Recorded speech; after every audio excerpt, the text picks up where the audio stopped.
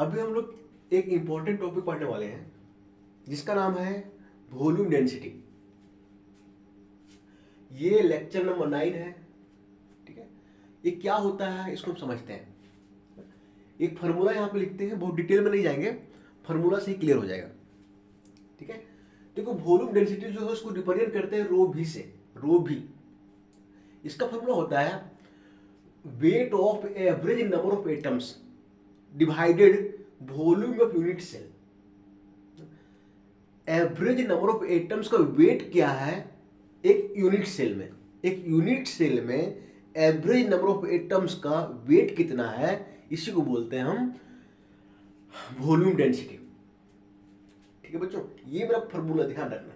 अब देखो तो यहाँ पे बिना जो यहाँ पे जो लिखे wait of average number of atoms, इसके बराबर ये होता है weight of average number of atoms, इसके बराबर होता है average number of atoms into atomic weight divided Avogadro number.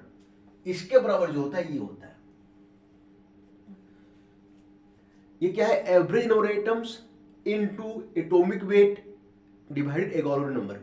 इसको बच्चों यहां पुट करोगे, यहां ऊपर में, यहां पे ये ऐसे कैसे रहना दो, इसके जगह जो है ये पुट कर दो पूरा। अब यहां पुट करोगे तो देखो तो इसको यहां पुट करोगे तो ये फॉर्मूला बनेगा, ये फॉर्मूला बनेगा। देखो तो एवरेज नंबर ऑफ एटम्स को हम लिखे हैं an average into atomic wait को हम लिखे यहाँ पे एटॉमिक वेट डिवाइड में देखो तो ये आ जाएगा एवोगाड्रो नंबर, यहाँ पे Avogadro number into volume of unit cell को हम कुछ नहीं किया, वैसे रहने दिए। तो फाइनली जो फॉर्मूला मेरा आ गया वॉल्यूम डेंसिटी का, ये आ गया रो भी बराबर average number of atoms into atomic weight divided Avogadro number into volume of unit cell. बच्चों ये फॉर्मूला ध्यान रखोगे, कोई भी क्वेश्चन पूछेगा यहां से निकल जाएगा। ठीक है, ये मेन फॉर्मूला हो गया। ठीक है बच्चों, आगे चलते हैं। ठीक है, देखो तो जो एवरेज नंबर एटम्स होता है वो पिछले क्लास में बता चुके हैं, फिर भी हम रिकॉल कर देंगे।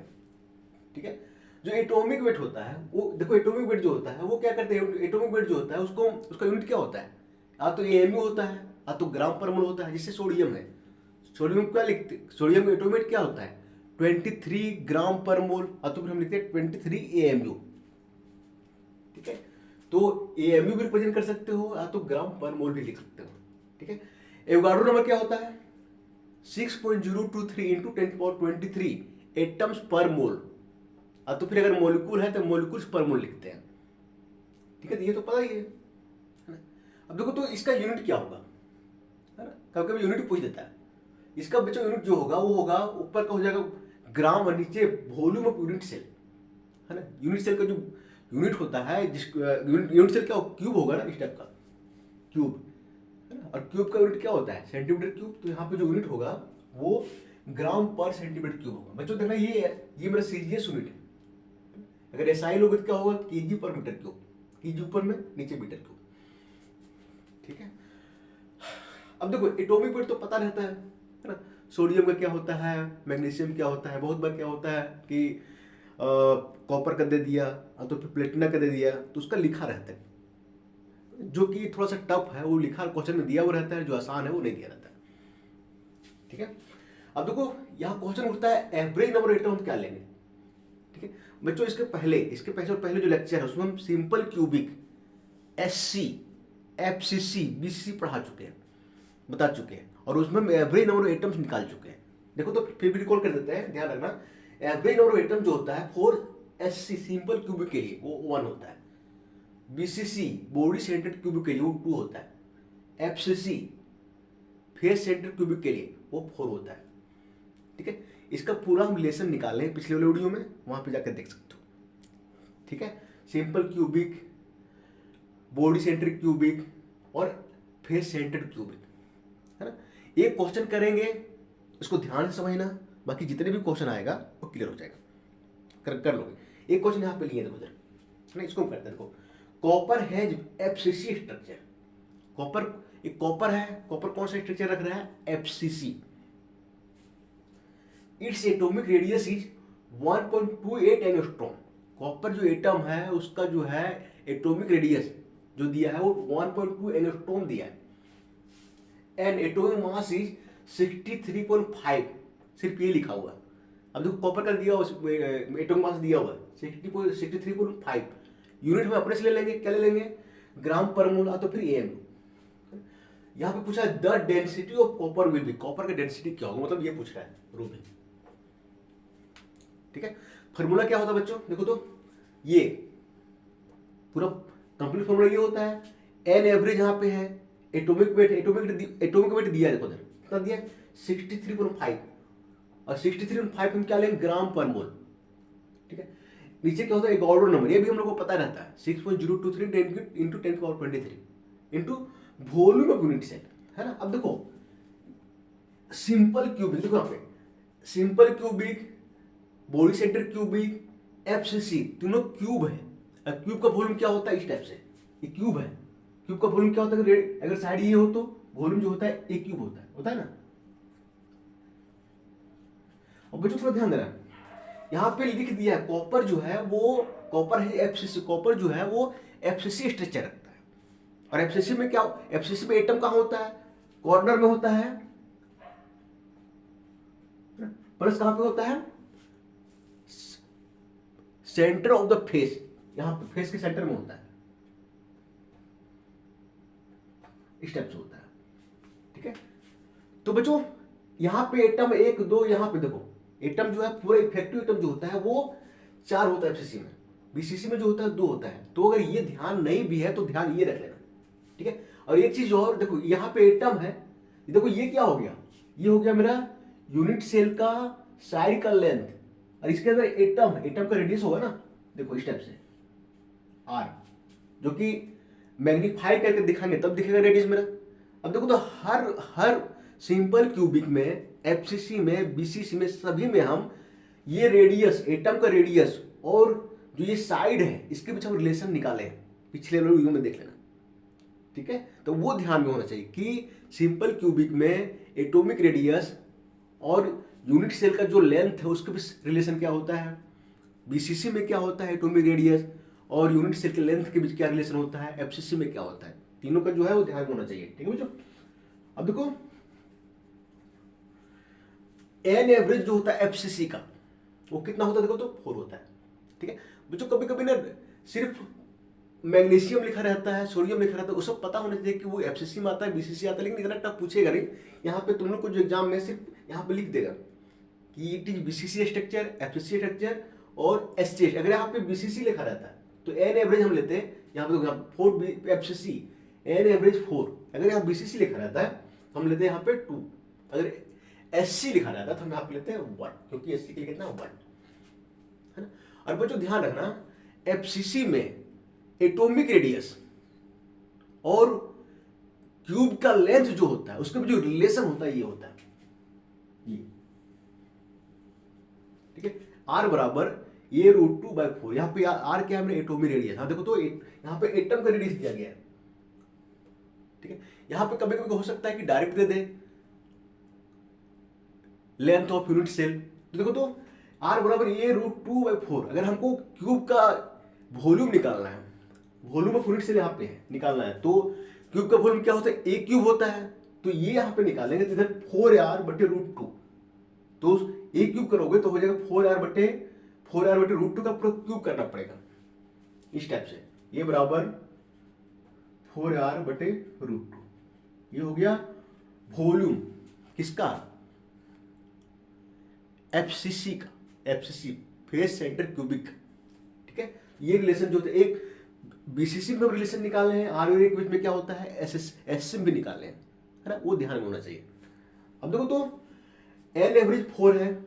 ठीक है, जो वॉल्यूम होगा यूनिट सेल का वो ए क्यूब होगा, ए क्यूब जो है यहां से ये निकालेंगे तो 4r/√2, हाँ बाहर में क्यूब। एटॉमिक रेडियस दिया है तो यहाँ पे दिया है ना। अब देखो तो एटॉमिक रेडियस कौन जो है 1 दिया है, 1.28 एंगस्ट्रॉम दिया है, तो क्या होता है 1.28 इंटू 1 एंगस्ट्रॉम में क्या होता है 10⁻10 मीटर। इसको सेंटीमीटर चेंज करोगे तो क्या होगा 1.28 इंटू 10⁻8 आ जाएगा ना, 8 सेंटीमीटर, क्योंकि 1 मीटर में कितना होता है 10⁻2 सेंटीमीटर। देखो तो रेडियस हो गया, वो आ गया 1.28 इंटू 10⁻8 सेंटीमीटर। एटॉमिक वेट कितना दिया, देखो दिया 63.5 दिया है। इसको हम ले लेते हैं, इसका यूनिट ले लेते हैं ग्राम पर मोल। ठीक है। देखो देखो ये एन एवरेज पता चल गया, एटॉमिक हम लोग को पता है दिया हुआ है, एवोगाड्रो नंबर जो है पता है, और ये वॉल्यूम यूनिट सेल, इस रिलेशन से निकालिए 4r/√2 क्यूब। ठीक है, सबका वैल्यू पुट करता हूं। देखो एन एवरेज कितना है 4 एटम यहां लिख दिए। अब देखो तो एटॉमिक वेट कितना है 63.5 ग्राम पर मोल, 63.5 ग्राम पर मोल। नीचे एवोगाड्रो नंबर ये कितना होता है 6.023 × 10⁻23 एटम्स पर मोल। यहाँ पे एटम बच्चों मॉलिक्यूल भी होता है, लेकिन यहाँ एटम का बात कर रहे हैं, एटम दिया इसलिए एटम्स पर मोल।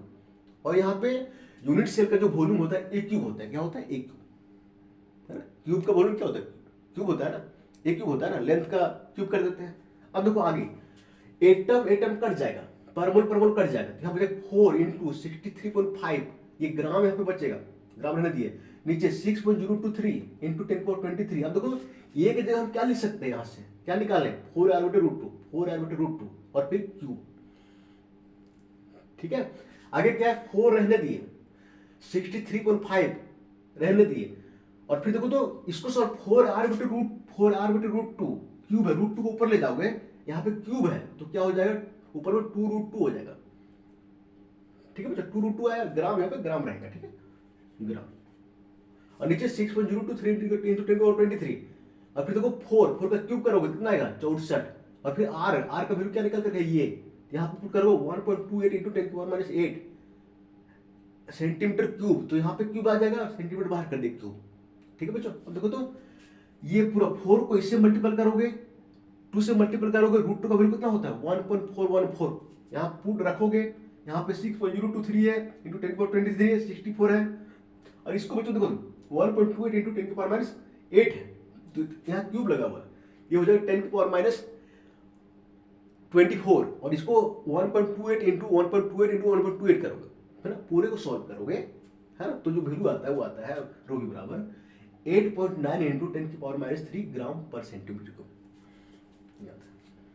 इसको ये मेरा किस में आ गया सीजीएस में, एसआई में चेंज कर सकते हो, ग्राम की जगह क्या करेंगे केजी में कन्वर्ट कर देंगे, और सेंटीमीटर क्या करेंगे मीटर में कर देंगे।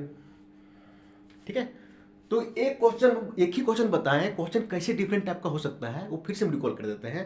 यहाँ पे देखो डायरेक्ट, यहाँ पे कॉपर, यहाँ पे डायरेक्ट देगा बीसीसी एफसीसी एससी डायरेक्ट दे देगा, तो नंबर एटम जो है हमको पता होता है, एससी में क्या होता है, एफसीसी में क्या होता है, बीसीसी में क्या होता है। यहाँ पे देखो जो इट्स एटॉमिक रेडियस यहाँ पे चेंज कर सकता है, क्वेश्चन को सिंपल करने के लिए हो सकता है यहाँ पे डायरेक्ट दे दे the length of unit cell, ये दे दे ये डायरेक्ट यहाँ पे, तो अगर डायरेक्ट दे देगा तो हम डायरेक्ट यहाँ पे डायरेक्ट पुट यहाँ से वैल्यू डायरेक्ट पुट कर देंगे, इस रिलेशन की जरूरत ही नहीं है। लेकिन अगर यहाँ पे दिया एटॉमिक रेडियस तो रिलेशन की जरूरत है, ये देखना पड़ेगा कि एफसीसी में जो है वो रिलेशन क्या होता है, बीसीसी में क्या होता है, और सिंपल क्यूबिंग क्या होता है, और वहां से हम ये निकालेंगे और फिर क्या करेंगे ए क्यूब करेंगे। ठीक है, एटॉमिक मास जो है कभी कभी दिया रहेगा, कभी कभी नहीं दिया रहेगा। जो सिंपल, अगर सिंपल एटम है तो उसके लिए नहीं दिया रहेगा, और अगर थोड़ा टफ एटॉमिक नंबर है, एटॉमिक मास है तो दिया रहेगा। द डेंसिटी ऑफ कॉपर के लिए जो डेंसिटी आएगा, यही ऐसी फॉर्मूला करो, जो डेंसिटी आएगा वो ग्राम पर सेंटीमीटर क्यूब में अगर हम सीजीएस लेके चलते हैं तो एसआई लेके चलेंगे तो केजी पर मीटर क्यूब आएगा। कभी कभी ऑब्जेक्टिव क्वेश्चन पूछ सकता है, चार ऑप्शन दे देगा, उसमें से कौन सा आंसर जो है वो मैच करेगा। ठीक है, तो बच्चों एक क्वेश्चन इसको ध्यान से करो, 3-4 बार करो, है ना, इससे क्वेश्चन आएगा तो निकल जाएगा। ठीक है, इस फॉर्मूला को ध्यान रखो। ठीक है, और फिर बात बोलते हैं कि एससी के लिए 1, बीसीसी के लिए 2, एफसीसी के लिए 4, डायरेक्ट ये ध्यान रखो। ठीक है, और आर और ए के बीच क्या रिलेशन होता है सिंपल क्यूबिक में, बीसीसी में, एफसीसी में, वो ध्यान में रखो। ठीक है, चलो ओके।